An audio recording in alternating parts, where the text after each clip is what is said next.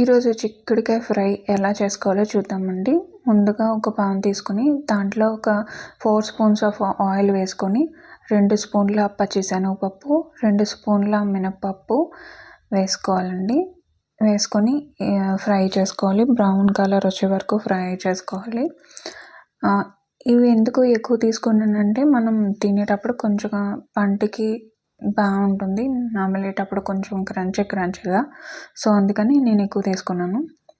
దీంట్లోనే 1/2 tea spoon ఆవాలు, 1/2 tea spoon జీలకర్ర అండ్ 3 ఎండుమిరపకాయలు అండ్ ఒక 4, 5 కచ్చాపచ్చాగా దంచిన వెల్లిపాయలు వేసుకొని ఈ విధంగా ఫ్రై చేసుకున్న తర్వాత కరివేపాకు వేసుకోవాలండి.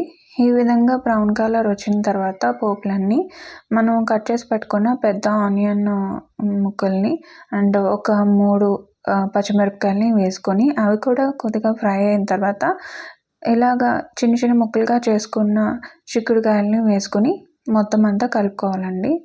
దీన్ని మూత పెట్టుకొని మగ్గించుకుంటూ ఉండాలి. ఇలా కొద్దిగా మగ్గిన తర్వాత కొద్దిగా పసుపు అండ్ ఈ ముక్కలన్నీ ఉడకడానికి ఒక 2 స్పూన్ల సాల్ట్ అనేది నేను యాడ్ చేసుకున్నాను. దీంట్లో ఉన్న వాటర్ అంతా దిగి పచ్చివాసన అంతా పోతుంది కాబట్టి సాల్ట్ అనేది వేసుకొని ఈ విధంగా కలుపుకొని మనం మూత పెట్టుకొని మగ్గించుకోవాలండి.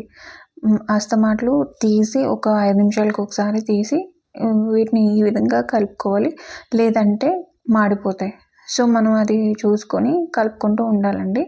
మనం ఇప్పుడు మూత పెట్టుకొని ఒక 5-10 నిమిషాలు ఇలా మగ్గిపించుకున్న తర్వాత ఈ విధంగా స్ట్రక్చర్ అనేది వస్తుంది. కొద్దిగా కలర్ అంతా పోయి ఈ విధంగా ఫ్రై అవుతుంది. ఇప్పుడు మనం మనకి టేస్ట్‌కి తగినంత కారం అనేది యాడ్ చేసుకోవాలండి. యాడ్ చేసుకొని ఈ విధంగా మూత పెట్టుకొని మళ్ళీ ఒక 5 నిమిషాలు మనం మగ్గించుకుంటే సరిపోతుంది. దీంట్లో మనం కొబ్బరి పౌడర్ కూడా వేసుకోవచ్చు.